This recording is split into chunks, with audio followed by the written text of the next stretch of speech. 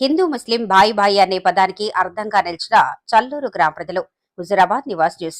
జాతి మతం లేకుండా సర్వమత సమ్మేళనం అనేది మన జాతికి ఎంతో ఉపయోగకరం. సర్వమత సమ్మేళనం అనగా ఎక్కడో కాదు, మన వీణావంక మండలం చల్లూరు గ్రామం యందు ఒక మసీదు ఓపెనింగ్ లో హిందూ పూజారి గారిని పిలవటం విశేషం. కులమత భేదం లేకుండా ఒక హిందూ పూజారిని మసీదు ప్రారంభించడానికి పిలవటం మన మండలానికి ఎంతో సంతోషకరమైన విషయం.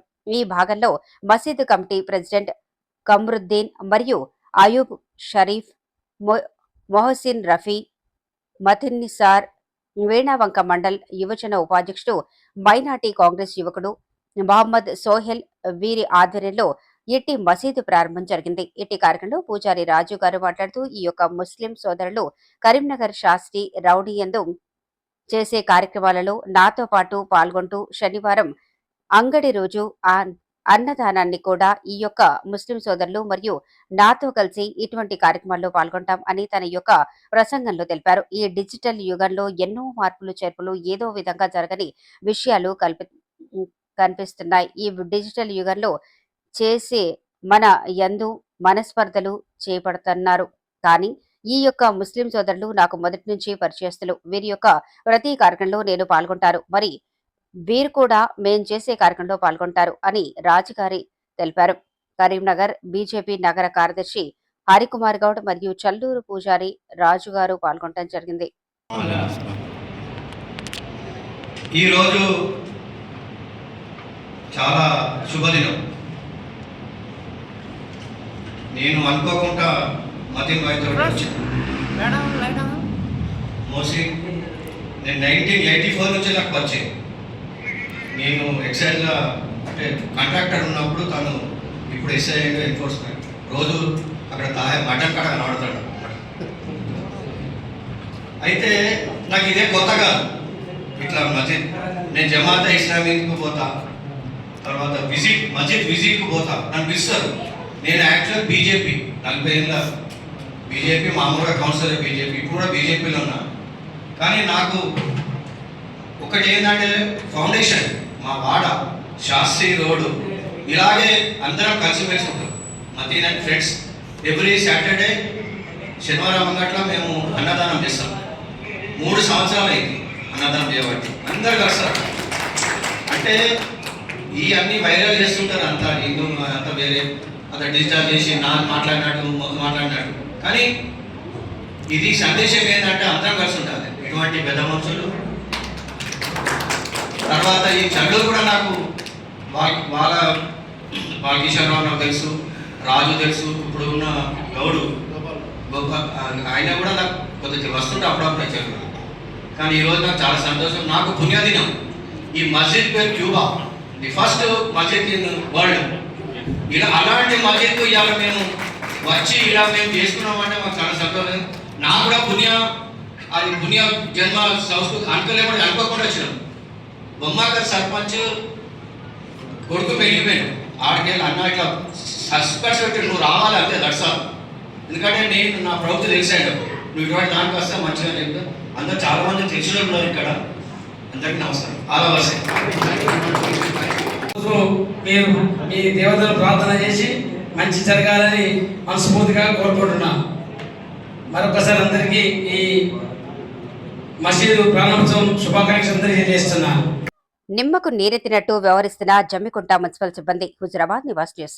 కరీంనగర్ జిల్లా హుజురాబాద్ నియోజకవర్గం జమ్మికుంట పట్టణంలోని 6వ వార్డు మరియు 7వ వార్డు ఉన్నటువంటి వార్డు దుస్థితి జమ్మికుంట మున్సిపల్ సిబ్బంది చూసి చూడనట్లుగా గత 15 రోజులుగా వార్డులో మురికి కాల్వలు శుభ్రత అనేది లేకుండా పోయింది. అక్కడి వార్డు ప్రజలు తమ యొక్క ఆవేదనను మున్సిపల్ కమిషనర్ కు మరియు సిబ్బందికి మరియు వార్డు జవాన్ కు మరియు వార్డు ఇన్ఛార్జికి ఫోన్ ద్వారా సమాచారం ఇచ్చినా విని పట్టించుకోనట్టు వ్యవహరిస్తున్నారు. మరి అక్కడ 6వ వార్డులో మసీదు ముందు ఖాళీ స్థలంలో చెత్త ఉండటం వల్ల అక్కడ ఉన్న రైల్వే ట్రాక్ ఆనుకొని ఉన్న మోరి దుర్వాసన ద్వారా దోమలు, పాములు, చిన్న చిన్న తేళ్లు ఉండటం వల్ల చుట్టుపక్కల ఇళ్ల ప్రజలు భయాందోళనకు గురవుతున్నారు.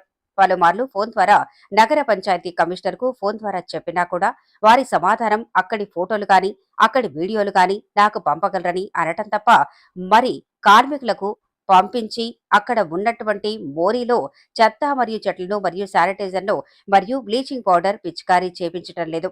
ఇంటి నల్ల పన్నులు వసూలు చేయటంలో చూసే శ్రద్ధ శుభ్రతపై కూడా చూపాలని, ఇప్పటికైనా దీనిపై వెంటనే కమిషనర్ గారు స్పందించి చర్యలు తీసుకోగలరని ఎంఏ ఫెరోజ్ మరియు మహమ్మద్ ఇబ్రహీం వార్డు మహిళ రాజమ్మ ప్రజలు అభ్యర్థిస్తున్నారు. సారు మాకు మేము రైలు కట్టకున్నాం, మాకు ఎవ్వరు అత్తలేరు, బ్లీచింగ్ పౌడర్ చల్లుతలేరు, చెత్త వంట వద్దలేరు, మాకు పందులు దోమలు ఈగలు అన్నీ మసులుతాయి. మీ నెలకు ఒక్కసారి దాఖలా పాలైపోతాను. దాఖలా మా సిట్టీలు కూడా చూపెడతావు, మా గోళీల కవర్ చూపెడతావు. మా పరిస్థితి గిట్లుండేది. మీరు ఏ పని చేస్తే చెత్త ఆయన అత్తలేడు, ఏది అత్తలేదు. మీరు రైలు కట్టుకు ఒక్కసారి వచ్చి మీరు చూసిపోయారు దయచేసి. రేణిగుంట మున్సిపాలిటీ పరిధిలో గల 7వ వార్డులో 6వ వార్డులో ఈ రైల్వే ట్రాక్ ఆనుకొని ఉన్న ఇండ్లు ఏవైతే ఉన్నాయో వాళ్ళందరూ ఒక రోగాల బారిన పడుతున్నారు. వాళ్ళ ఇళ్లలో తేళ్ళు కానీ పాములు కానీ వాళ్ళ ఎలా ఉన్నదంటే వాళ్ళ పరిస్థితి ప్రతిరోజు వాళ్ళు దవాఖానాలకు పెట్టుకునే ఖర్చే అవుతుంది. దయచేసి మున్సిపల్ కమిషనర్ గారికి కానీ కలెక్టర్ గారికి కానీ మేము విన్నవించే అభ్యర్థన ఏంటంటే ఈ రైల్వే ట్రాక్ నుండి ఈ ఇండ్లకు ఆనుకొని ఉన్న స్థలం ఏదైతే ఉన్నదో ఈ స్థలంలో పందుల సంచారం కానీ ఆ డ్రైనేజ్ వ్యవస్థ కానీ ఏది సరిగ్గా లేదు. గార్బేజ్ మాత్రం చాలా నిండిపోయి ఉన్నది, చెత్త చెదరంతో నిండిపోయి ఉన్నది. దీనివల్ల ప్రజలు చాలా అవస్థలు పడుతున్నారు. పలుమార్లు వర్షాకాలం నుండి పలుమార్లు కమిషనర్ గారికి విన్నవించుకున్నా కూడా కమిషనర్ గారు అప్పుడు పంపిస్తాం, రేపు పంపిస్తాం, ఎల్లుండి పంపిస్తాం, ఫోటోలు పంపండి అని అంటున్నారు కానీ పంపట్లేదు, పని కావట్లేదు. ఆ శానిటేషన్ సిబ్బంది కూడా సరిగ్గా స్పందించట్లేదు. ఆ శానిటేషన్ సిబ్బంది కూడా కమిషనర్ గారు చెప్తేనే మేము వెళ్తాం తప్ప మేము లేకపోతే మేము రాము అనే ధోరణితో వాళ్ళు మాట్లాడుతున్నారు. దయచేసి మీరు ఇక్కడ చూసినట్లయితే ఈ డ్రైనేజ్ వ్యవస్థ చూసినట్లయితే ఇక్కడ దోమలు కానీ పందులు కానీ విచ్చలవిడిగా సంచరిస్తున్నాయి. దీనివల్ల ప్రజలు చాలా అవస్థలకు గురవుతున్నారు. దయచేసి మున్సిపల్ కమిషనర్ గారు ఇప్పటికైనా స్పందించి ఈ చెత్త చెదారాన్ని మొత్తాన్ని తీపించి జేసీబీ ఆ రోజు పంపిస్తామన్నారు, ఇప్పటిదాకా పంపించలేదు.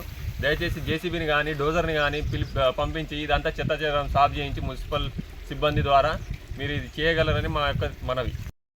జమ్మికుంట నగర పంచాయతీలో ఉంటున్న ప్రజలమైన మేము ఈ డ్రైనేజీ వల్ల డ్రైనేజీ వల్ల దోమల వల్ల పందుల వల్ల అనేక సమస్యలు అనారోగ్య పాలవుతున్నాం. వీటి వల్ల డబ్బులు చెల్లించలేని పరిస్థితిలోకి వస్తున్నాం. దయచేసి నగర పంచాయతీ కమిషనర్ గారు కానీ సిబ్బంది కానీ మా సమస్యలను దృష్టిలో ఉంచుకొని దీన్ని జర క్లీనింగ్ చేయించి దీనికోసం సమస్య పరిష్కారం కోసం పాటుపడగలరని మా యొక్క మనవి.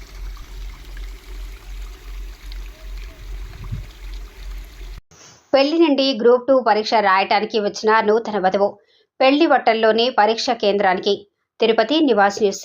తిరుపతి శ్రీ పద్మావతి డిగ్రీ కళాశాల వద్ద గ్రూప్ 2 పరీక్ష రాయటానికి వచ్చిన నూతన వధువు చిత్తూరులో ఉదయం 6 గంటల ప్రాంతంలో వివాహం చేసుకున్న మమత గ్రూప్ 2 పరీక్ష కోసం తిరుపతి పద్మావతి మహిళా డిగ్రీ కాలేజీ వద్ద సెంటర్లో పరీక్ష రాయటానికి హాజరైంది.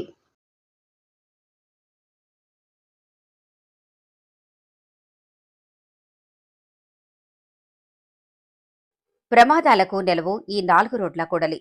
హుజురాబాద్ నివాస్ న్యూస్. ప్రమాదాలకు నెలవైన ఈ పద్మశాలి వీధి యందు 4 రోడ్ల కూడలి యందు ఉన్న నీటి సరఫరా జంక్షన్ ఈ కూడలి యందు రోడ్ల మధ్య కలదు.